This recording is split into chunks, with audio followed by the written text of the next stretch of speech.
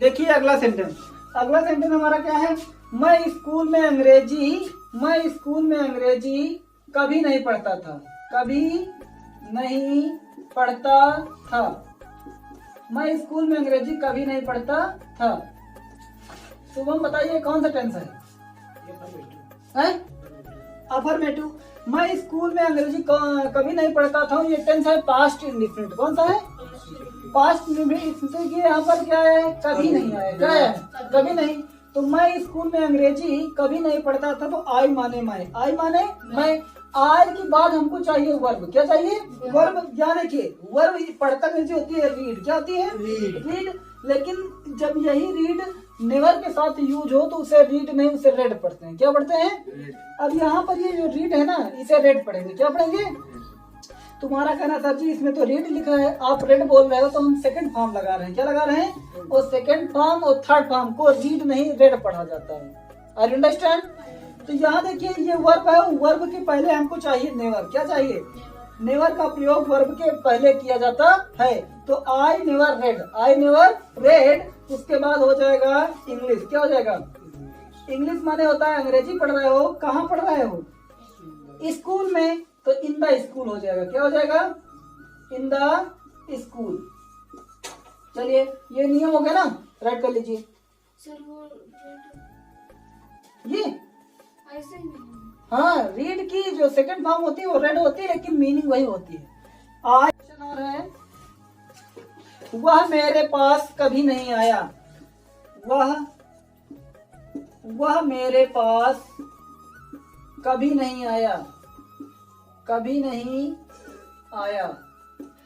वह मेरे पास कभी नहीं आया।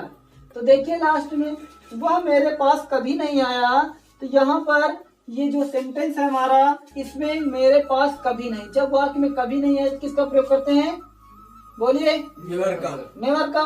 तो जब नेवर का प्रयोग होगा तो आप इसको देख करके वर्ब की फर्स्ट फॉर्म का यूज मत करना, otherwise your sentence is the wrong. मेरे ना, यहाँ देखिए ध्यान से, वह मेरे पास कभी नहीं आया। ही माने वह। उसके बाद हमको चाहिए सेकंड फॉर्म। तो आना की सेकंड फॉर्म क्या होती है? कब माने आना। और सेकंड फॉर्म केम होती है, तो आप लगाइए केम। क्या लगाओगे? केम। लेकिन ये हमारी क्या है? वर्ब है। और याद रखिए कि वर्ब के पहले नेवर का प्रयोग किया जाता है। तो यहाँ सबसे पहले हो जाएगा नेवर। क्या हो जाएगा? तो समझ में आ रहा ना? तो ही नेवर केम। और यहाँ पर मेरे पास की नीचे होती है टू मी। क्या होती है? टू मी माने होता है मेरे पास। बस हो गया। एक सेंटेंस करके दिखाओ।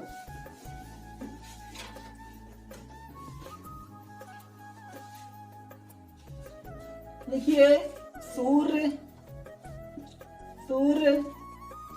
पूरब, सॉरी, सूर्य पश्चिम में कभी नहीं निकला।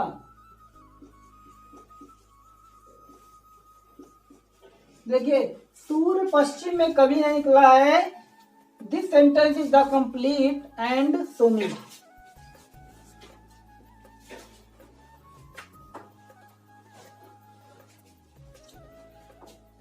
यहां देखिए, अच्छा बिटिया हो, कैसे तुम जानोगे ये सेंटेंस पास्ट इंडेफिनिट का है? निकला लास्ट में किसका उच्चारण हो रहा है ना?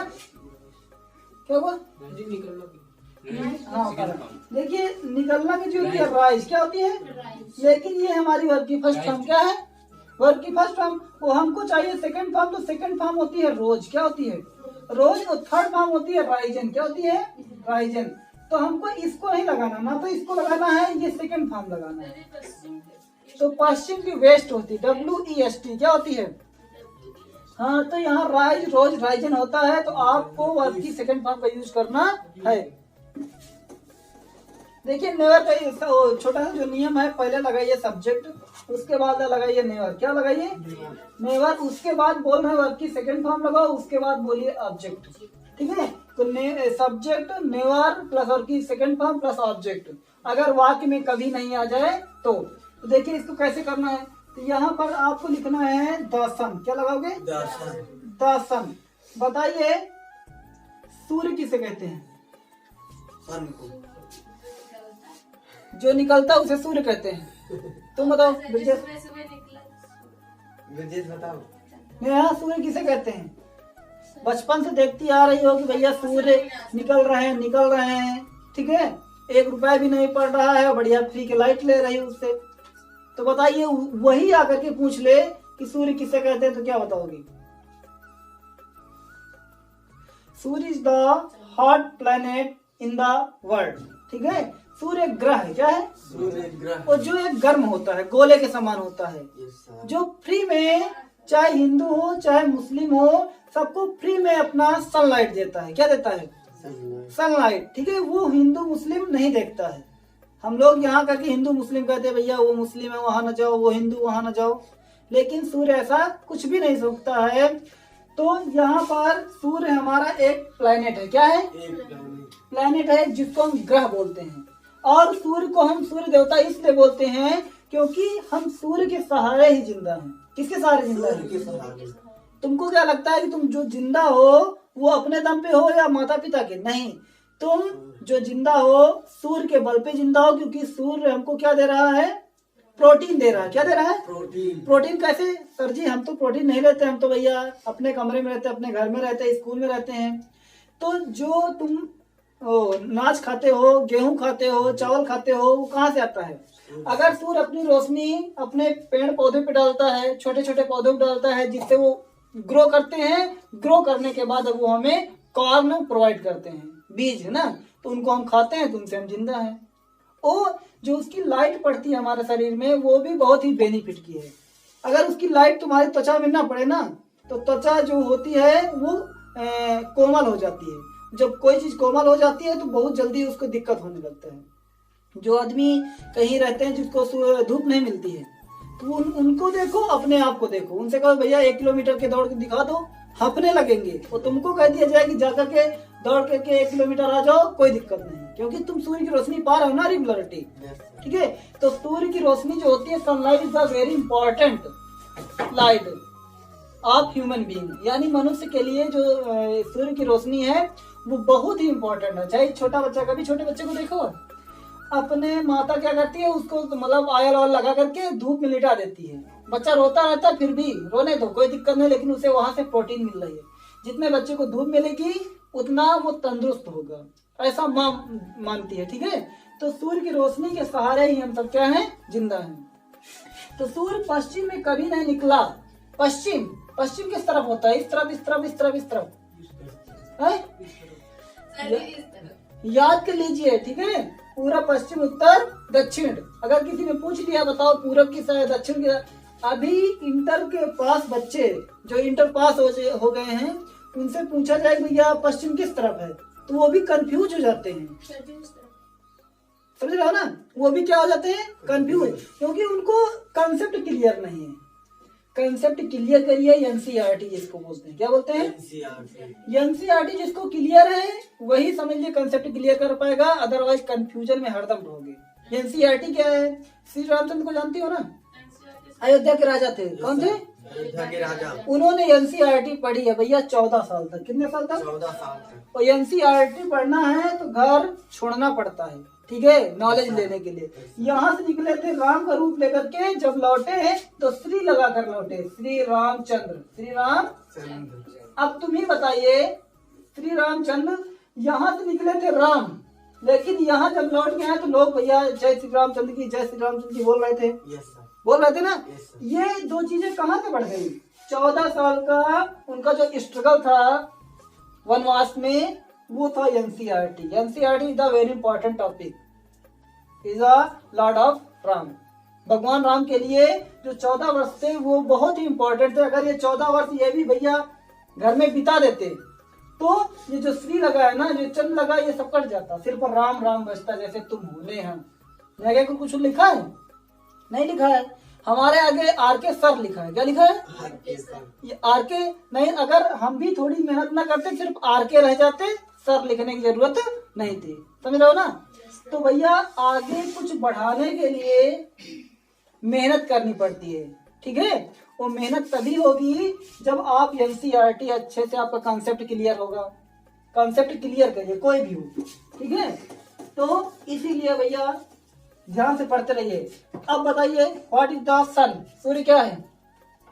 सूर्य एक प्लेनेट है। क्या है? सूर्य एक प्लेनेट है जिसे हम सूर्य देवता बोलते हैं। ये सबकी समस्याओं को सॉल्व करता है। ये ना तो हिंदू देखता है, ना तो मुस्लिम देता है, ना तो सिख, ना ईसाई, सबको बराबर धूप देता है। जैसे बारिश क्या करती है? हमने यहाँ के यहाँ नहीं बरसेंगे, सबके यहाँ बराबर बरसती है, ठीक है।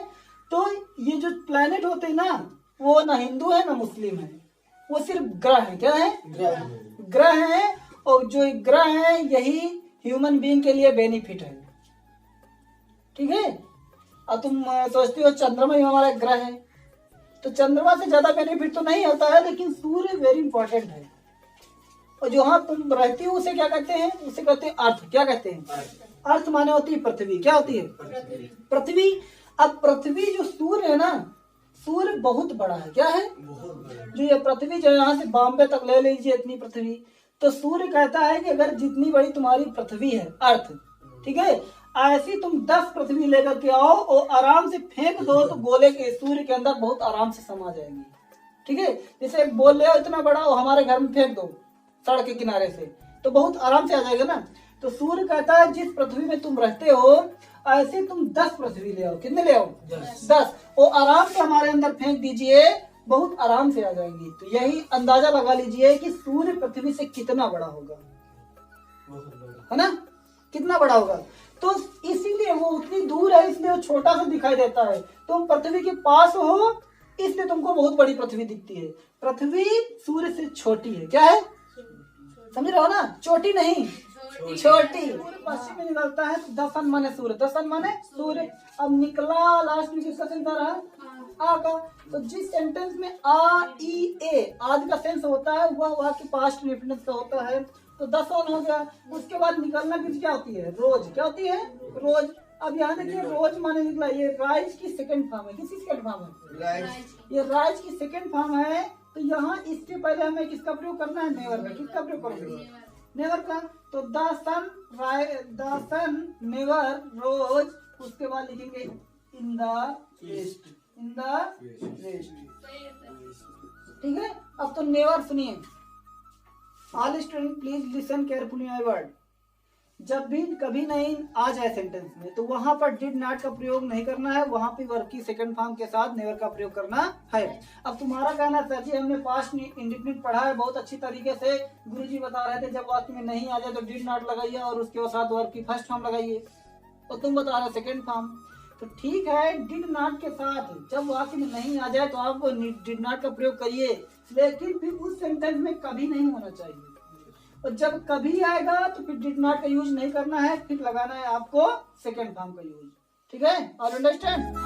चलिए this sentence is right, complete. चलिए